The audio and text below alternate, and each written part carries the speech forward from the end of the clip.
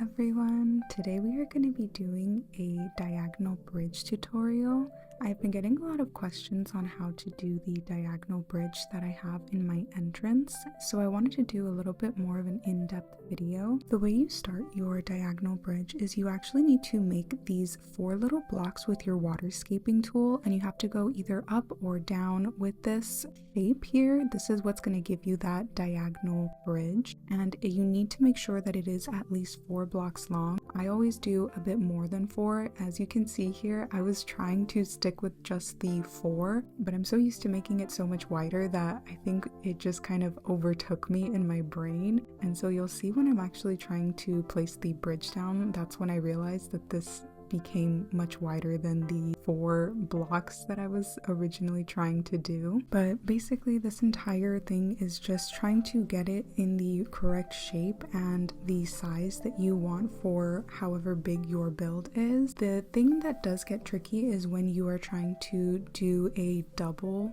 bridge, kind of how I have in my entrance. I have one bridge on the first level and then I have a second bridge on the second level. That is a bit more tricky. I think that's just kind of a lot of trial and error, just like this is here. But now that I have the correct shape that I was looking for, sort of. I think this is so wonky looking back at it now, but this is just the shapes I'm used to working with whenever I'm doing these diagonal bridges, and once I have the bridge, that's when I kind of adjust it to whatever it needs to be. But this is basically what you're looking for. You want to make sure that the lines are connecting, so when you have your bridge and you're able to put it down, that's what you're really looking for, those connected lines. But moving on to grabbing your bridge, you're gonna of course talk to Tom Nook about this bridge, and you're gonna grab the bridge kit from him. And I personally had to pull out the money right away because I was filming this video, but you know, you pay it off at your own pace. Now you're gonna see here I didn't line it up correctly, and that was my fault. I really should have done a better job at mapping this out, but I did put the little X's so you can see there is still 4 spaces. It's just on the curved river part, so I wanted to make sure I included that just because I think that is something that trips people up a lot, is you can't always tell that something is counting as like a full space, but those curved rivers do count as like one space. And I think that's where a lot of people get confused when they are making these diagonal bridges. They don't see that they need to either add some space or that they already have the correct space where they have it. But I hope this was helpful, and if you guys have any more questions about these diagonal bridges, feel free to ask, and I'll see you in my next video. Bye!